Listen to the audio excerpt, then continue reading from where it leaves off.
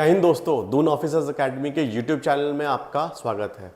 जैसे कि आप लोग देख रहे होंगे कि हम जनरल इंटेलिजेंस में काफ़ी आगे बढ़ गए हैं और आज एक टॉपिक मैं आप लोगों को समझाने वाला हूं जिसका नाम है लॉजिकल ऑर्डर ऑफ वर्ड्स।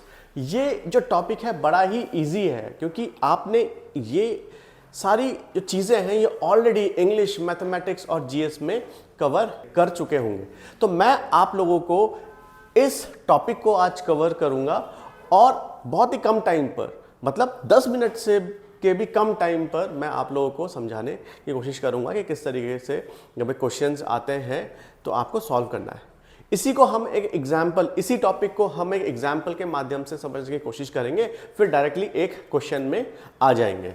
तो देखिए, जैसे कि आपने देखा होगा कि लॉजिकल ऑर्डर जो होता है वो इंक्रीजिंग होता है और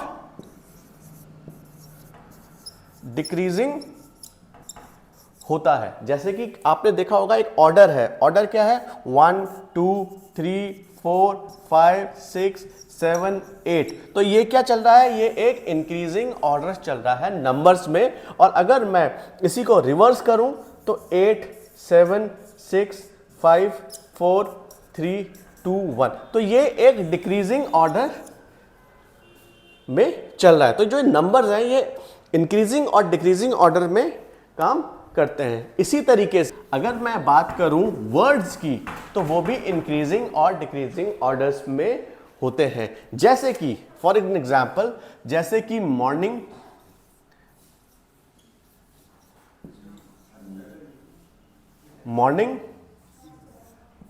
आफ्टरनून,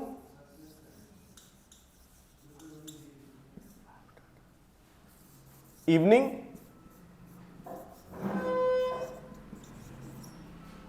और नाइट। तो आप देखेंगे कि इसमें एक ऑर्डर फॉलो हो रहा है। सबसे पहले क्या आया, मॉर्निंग, फिर आफ्टरनून, फिर इवनिंग, फिर नाइट। अगर हम रिवर्स की बात करेंगे तो सबसे पहले क्या आएगा, नाइट, फिर इवनिंग, फिर आफ्टरनून और फिर मॉर्निंग। देखिए इसमें बहुत ज़्यादा समझने वाली बात है नहीं।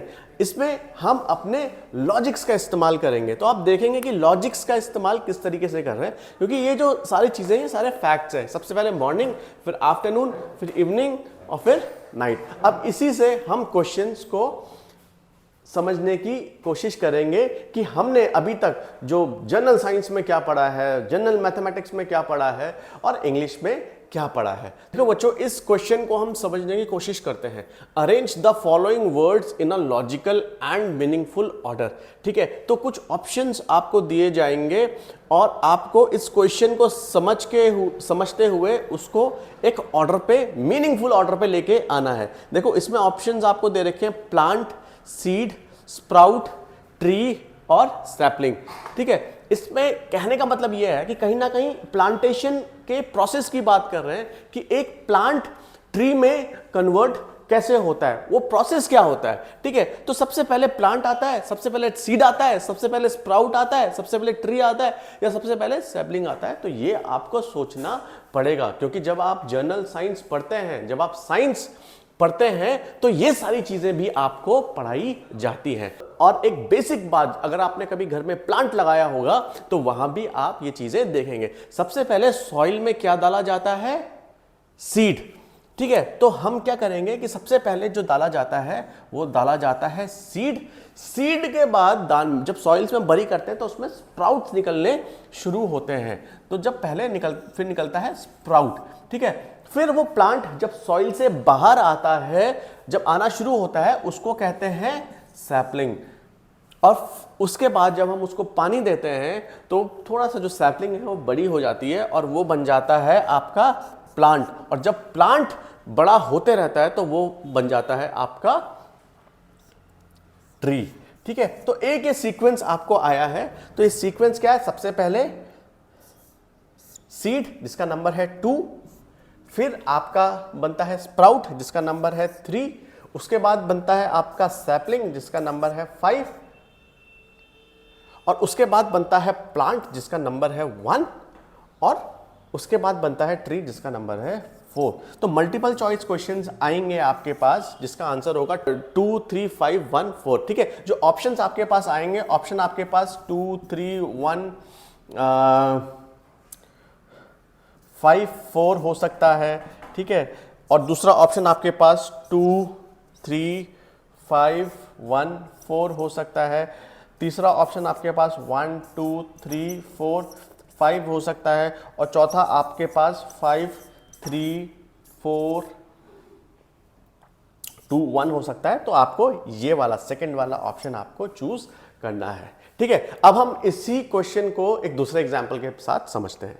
तो देखिए बेटा, सेम क्वेश्चन है, arrange the following words in a logical and meaningful order. ठीक है, तो आप देखेंगे कि इसमें जो बात की गई है वो मंथ्स की बात की गई है, फरवरी, दिसंबर, नवंबर, अप्रैल और जून। तो हमें इसको एक लॉजिकल ऑर्डर में सॉल्व करना है। ठीक है, तो सबसे पहले कौन सा महीना आता है? जैन। जैन इसमें है नहीं, फिर क्या आता है? फरवरी। ठीक है, फरवरी। फरवरी के बाद कौन सा आता है? मार्च। मार्च इसमें है नहीं, फिर कौन सा आता है? अप्रैल।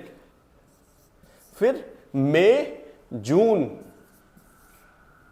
फिर जुलाई, अगस्त, सितंबर, अक्टूबर, फिर आता है नवंबर, और लास्ट में आता है दिसंबर। तो इस तरीके से क्या हुआ, आपका एक सीक्वेंस बन गया। इसका जो आंसर होगा 1 4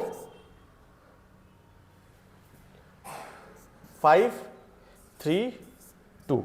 ठीक है, कुछ ऑप्शंस आपको दिए होंगे इसमें 1 2 3 4 5। ठीक है, 5 3 2 4 1।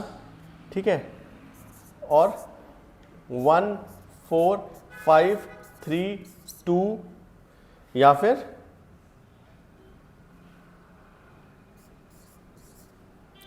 None of the above. ठीक है, आपको सॉल्व करके ये आंसर को सिलेक्ट करना है। ठीक है, तो आपने देखा बेटा, आज logical order of the words आपने सीखा, और आपने देखा कि कितना इजी है। बस आपको अच्छे से अपने सब्जेक्ट्स को पढ़ना है और समझ के जनरल इंटेलिजेंस के सवालों को सॉल्व करना है। मैक्सिमम टीचर्स कोचिंग इंस्टीट्यूट्स में इसको नहीं पढ़ाते, क्योंकि उनको ऐसा लगता है कि जब हमने मैथमेटिक्स इतने अच्छे से पढ़ाई है, इंग्लिश इतने से अच्छे से पढ़ाई है, और जीएस इतने अच्छे से पढ़ाई है, तो ऑटोमेटिकली ये जो सवाल हैं बच्चा इनको अपने आप ही सॉल्व कर लेगा। और ऐसा होता भी है, बच्चे देख के ही पता लगा लेते हैं कि इसका आंसर क्या होगा। तो आप लोगों को एक ओवरव्यू दिया है, और अब आपको क्वेश्चंस करने हैं आगे। जब आप क्वेश्चंस करेंगे तो आप देखेंगे कि जनरल इंटेलिजेंस जो सब्जेक्ट है वो कितना इजी है। आज के लिए इतना ही, धन्यवाद।